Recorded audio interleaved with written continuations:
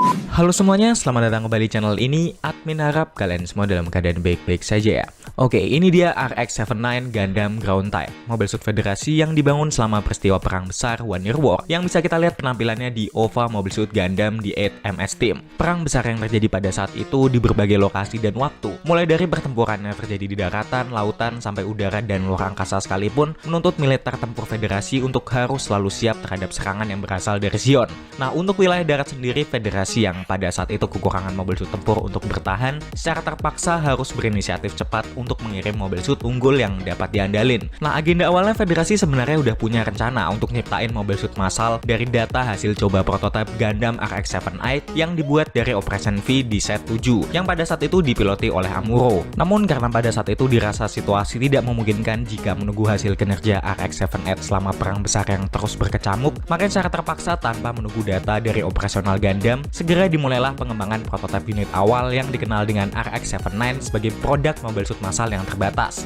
Akhirnya terciptalah RX-79 Gundam Ground Type yang dibuat selama perang berlangsung alias kepepet ya. Namun meskipun kepepet, bisa dikatain kalau terdapat banyak perangkat baru yang diadopsi ke pembuatan di mobil suit yang kemudian menjadi standar umum untuk pembuatan mobil suit GM Ground Type yang dibuat tidak berselang lama. Makanya GM Ground Type sama RX-79 ini mirip-mirip ya. Nah, seperti namanya Gundam Ground Type yang didesain sebagai unit tipe darat, pastinya berbagai keperluan dan spesifikasinya juga disesuaikan sesuai kebutuhan. Karena berfungsi sebagai unit darat, berbagai keperluan tempur dalam medan daratan dipasangkan, sehingga beberapa peralatan di luar dari fungsinya di darat seperti peralatan luar angkasa dan fitur core block system seperti halnya Gundam dihapuskan. Nah, banyak sekali penunjang di Gundam untuk dapat survive dan bertahan hidup selama dalam kondisi perang di medan tempur yang kurang lebih bertanah. Contohnya aja kayak pengadopsian struktur rangkanya yang memungkinkan agar tidak kemasukan debu serta struktur yang mudah dijangkau pada saat membutuhkan perbaikan mendadak. Ya, bisa dibilang nih mobil suit yang semula mau diciptain seperti halnya Gundam RX-78 dengan kinerja terbaik pada kala itu, tapi karena situasi pada akhirnya harus benar-benar dirombak. Nah, meskipun dibuat dalam keadaan darurat yang semestinya dibuat dengan kinerja yang lebih baik dari Gundam RX-78, kinerja serta performa yang dihasilkan dari nih Gundam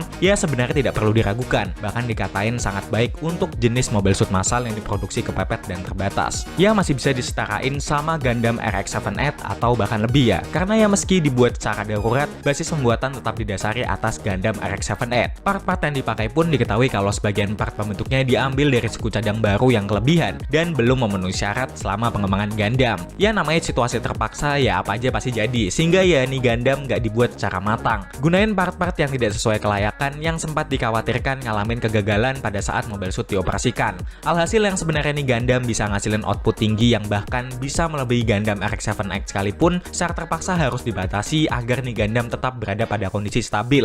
Namun meskipun kinerjanya dibatasi melalui suatu sistem atau alat pembatas mungkin ya, pembatas dalam nih Gundam bisa dibatalin untuk sementara waktu, yang ngebuat nih Gundam dapat bekerja dalam mode maksimum. Namun resikonya ya nih Gundam lama-kelamaan akan mengalami kelebihan beban output akibat ketidaksesuaian suku cadang yang dipasangkan pada nih Gundam. Hal ini bisa kita lihat di OVA-nya di mana di suatu scene ditunjukin Gundam Ground Type yang mencoba memperlambat jatuhnya Asparas terpaksa ngelepas nih mode yang pada akhirnya ngebuat Gundam Ground Type mengalami kayak semacam overheat gitu. Ya, pada dasarnya nih Gundam memang nggak bisa dipaksain bermanuver like-nya Gundam RX-78. Ya, cocoknya ya memang buat di darat aja meskipun punya jet pendorong sekalipun untuk bergerak di udara. Kemampuan mobilitas terbangnya ya tidak selincah yang diharapkan.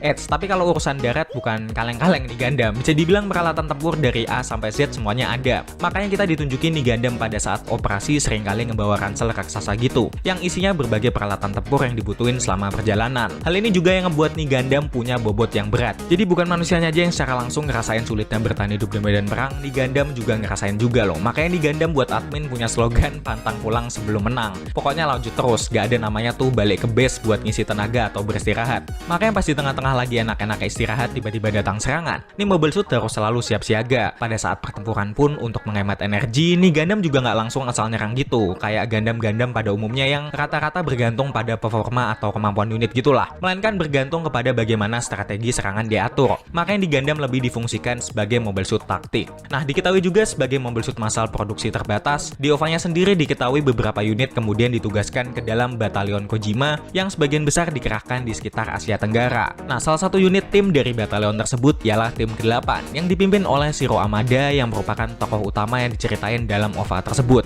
Nah, di sini Shiro beserta rekan-rekan pejuang lainnya merupakan tim terpilih yang ditugaskan dengan menggunakan Gundam Ground Type. Nah, di berbagai situasi, tim ke-8 atau biasa dipanggil juga dengan tim Mobile Suit ke-8 berhasil bekerja sama dalam mengatur taktik serangan, sehingga di sepanjang episode di OVA-nya kita ditunjukin kekompakan mereka satu sama lain dalam menjalankan misi. Nah, selama berhari-hari menjalankan misi di daratan, nih Gundam beberapa kali pastinya udah ngalamin kerusakan akibat perang. Namun untuk memperbaikinya tidak semudah itu ya. Di satu sisi karena situasi mereka yang terus berpindah-pindah, di sisi lain suku cadang yang mereka butuhkan untuk memperbaiki nih Gundam juga nggak ada. Nah, satu-satunya jalan selama perjalanan mereka, beberapa bagian Mobile Suit mereka yang rusak harus digantikan dengan beberapa part dari Mobile Suit lain yang ada dan sesuai. Makanya di OVA-nya kita ditunjukin Gundam Ground Type milik Karen Joshua yang kepalanya harus digantikan kepala GM yang diambil dari sisa-sisa, ataupun juga unit Ground Type milik Shiro yang setelah diperbaiki menjadi Easy-8 Gundam. Nah, kalau bahas soal persenjataan kayaknya nggak perlu admin bahas banget ya, karena untuk persenjataan sendiri ini banyak banget.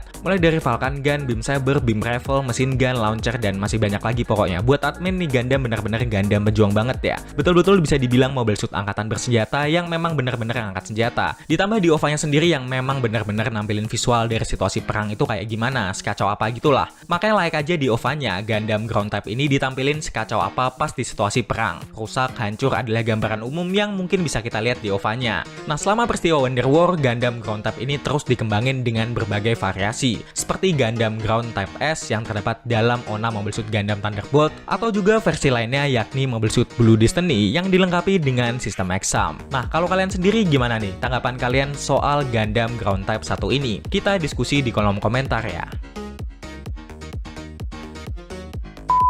Oke, mungkin cukup sekian dulu yang bisa admin bahas di video kali ini. Karena pada dasarnya admin juga manusia yang penuh dengan dosa. Jika admin ada salah ucap dalam penyampaian informasi, tolong diperbaiki ataupun dilengkapi. Akhir kata, jangan lupa subscribe, like, komen kalau kalian mau ngasih saran ke admin bahas apa berikutnya, dan share video ini ke teman-teman kalian semua. Dan sampai jumpa di video-video berikutnya.